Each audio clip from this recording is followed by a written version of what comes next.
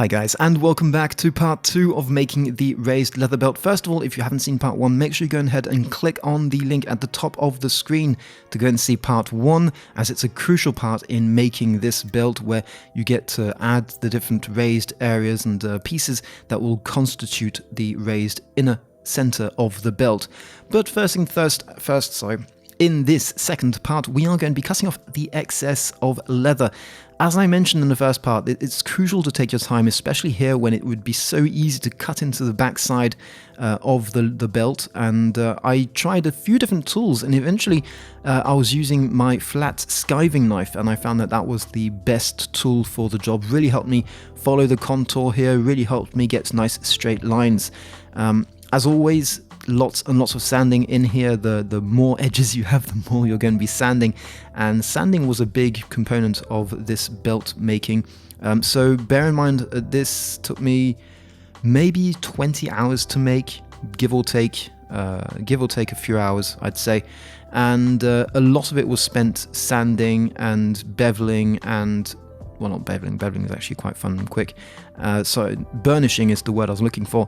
But because I'm watching myself bevel, I automatically think beveling. No, so once you've sanded, you want to bevel off the excess on all four sides. That is left, right on the top and left, right on the back of the belt as well. This, for me, is one of the most crucial steps into burnishing. Gives you a nice round corner. The beveler I'm using is maybe a bit too thick. I think I removed a bit too much material here, to be honest. And my burnishing process is quite simple. First of all, dye the edges. In this case, it's very simple. Black Pro dye from Fiebing really does a great job. Make sure you get the Pro dye if you're working with vegtan leather, not the regular dye, because the regular dye is made for the chrome tanned leather and will not work as well. So that's one error that I made when I started off. When you're working with vegtan leather, get the Pro dye, which is much more let's say less aggressive for the vegetable tanned leather and doesn't dry it out as much. That's my big tip for you guys. Once that's dyed, once the edges are ready, you will then go ahead and use gum trag. So it's basically some kind of vegetable gum that will help you, first of all, get a wet surface so that your slicker or your cloth slides better and you get more friction. And second, some people just use water, which works great. I love this stuff because the gum, when it warms up, will actually help solidify the different fibers in the side of the leather and will really give you a gorgeous finish. I'm just applying it on with my finger, rubbing it all off with the cloth, and this gives me a lovely burnished area. And so that's basically my burnishing process. You can then go ahead, as I do, and add in beeswax and burnish the edges once more with beeswax, but that's completely up to you. In here, I'm just showing you why. Try, if you can, to always use gloves when you're doing dyes. This is a very small piece of the leather. I assumed that I'd be able to dye it without actually getting some all over myself. I've had it on my finger now for the last 5 days. It's ridiculous how long this stuff lasts. And so yeah, small, stupid pro tip, beginner tip, use gloves, latex gloves or just plastic gloves when you're dyeing. It really avoids a lot of mess later on. Currently I'm making the parts that will be the belt buckle attachment.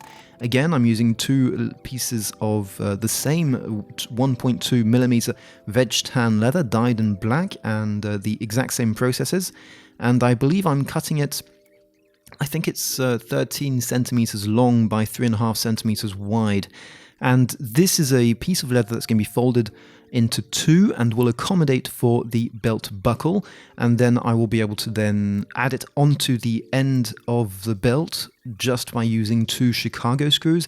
If you're not familiar with what those are, go and check out Chicago screws or rivets, Chicago rivets on Google. They are super useful, especially when you're starting out and or looking to make something that can be easily removed, either for cleaning purposes or because you want to change the buckle or for any reason whatsoever. If you need to rivet something but want to be able to take it off, make sure you go ahead and check out Chicago rivets or Chicago screws. The initial hole I punched in the center is not perfectly centered. I can see it now. I didn't notice it at first. And I came back later and tried to fix it. It sort of works. It's a bit wonky when you look at it straight on, but as it's a folded piece, you're never going to be looking at it straight on. So On the last final belt, on the final belt, you really can't see that it's not straight, but you can see it in the video.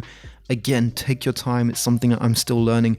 The biggest issue I have personally, and this is not just for leathercraft, this is for many things in life, is that I tend to go too fast, especially for long tasks that take a lot of time and that are repetitive. I tend to go too fast and I skip basic things or make basic mistakes. And so yeah, this is what it looks like. You can see the middle part is totally screwed, badly cut, but don't look at that. Look at the gorgeous sewing. I'm really happy with my hand stitching here. I do use a pricking iron to help me make the holes and then hand stitch, and this is the first view of what the belt might just look like in the end, and I was really pleased with how this was looking out.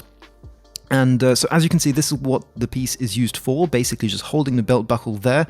Looking great. I gave this a small coat of polish again, just to see what it's going to look like, and I'm not using, well, actually no, to be precise, I used the final polish on this, which I haven't talked about, and which we're going to be looking at in a minute.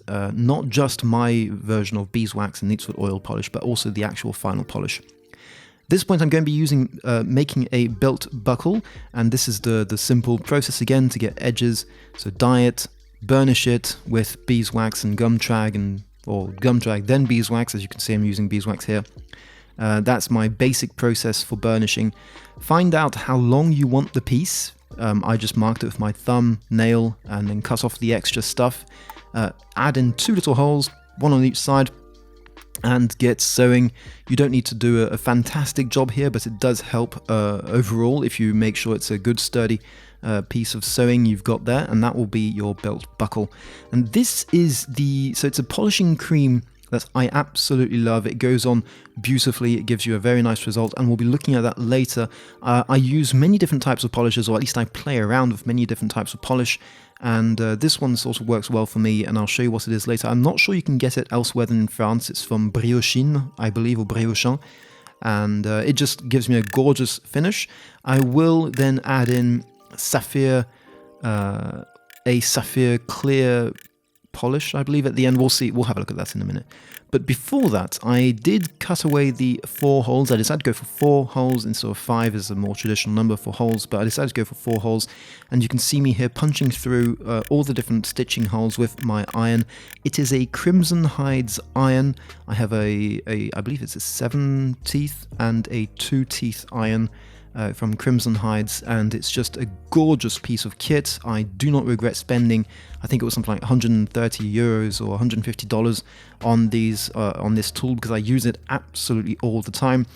Small trick, clamp down your pieces of leather using mattress boards or bed boards or bed springs, I'm not sure how you call them, and just lots of simple C-clamps, and well, not C-clamps, but spring clamps, and this really helps you get a very nice sturdy hold on your piece of leather, especially for things like belts. It's incredibly adaptable, it's incredibly easy to use, and it's incredibly cheap. I mean, you can find these often on the side of the road of people who have thrown away a bed, and you can just grab a couple of these, and that's exactly why I found mine.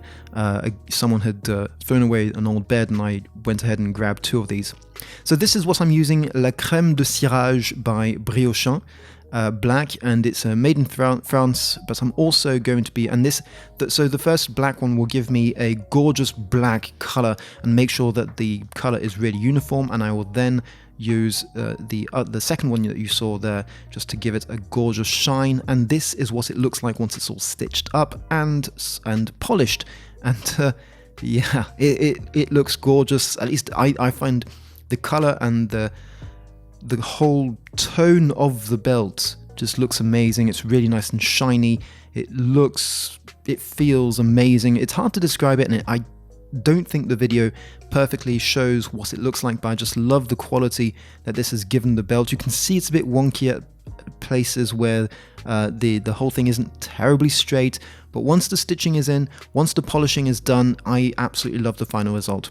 Adding in the Chicago rivets here, or Chicago screws, to be able to hold the buckle onto the belt is going to be basically the last final piece to assemble here. And before we go ahead, I did measure that just to make sure, but before we go ahead and see the final result, guys, I do this in my free time, and I really love all the support I get from you guys, all the people who have subbed to this channel, subscribed to this channel, and all the people who leave a comment just letting me know what they think, any tips they might have about improving my work. I absolutely love that. But if you really want to go a step further, there are two things I would love you guys to do. First is grab one of these card holders off my website. I make these quite cheap, and they're out of vegtan leather. Really great stuff. I use one myself, which we'll see in a second, for the last 6 months, and they really are very useful. You can get about a dozen cards in them quite easily. The second thing is, go ahead and use my Amazon link, affiliate link in the description below to go and check out all the tools that I use and the tools I would suggest for newbies and newcomers into the leathercraft world. I get a small commission of anything you buy from Amazon using that link, and that really helps me out in a very easy way for you guys. Just improve my channel and support my channel in general. This is the card holder I was talking about, which I use, and I absolutely love it. Let's have a look at the final result of the belt. I've since given this to my father, and he really enjoys it. It's a relatively basic raised leather belt, again out of vegtan leather. Very happy with the result, very happy with the coloring, the tone, just the way it feels. I absolutely love the result of this. I do admit there are many things I would possibly improve upon in the next few iterations of the belt, making sure that the buckle is part of that assembly. Sorry, the belt buckle is all one big piece instead of having the belt loop free floating there. But overall, I'm very pleased with the result here, and definitely would suggest you guys try out this technique if you want to make yourself a raised leather vegtan belt. In the meantime, guys, I'd like to say a huge thank you for watching this. Do let me know what you think of the final result here in the comments below. I'd love to hear your thoughts. I try to answer as many as possible. As many of you as possible, and I love seeing how many of you are following me and helping me out with tips and comments all along the way, and I hope that this video has helped you guys out as well. In the meantime, guys, thanks for watching, and bye bye.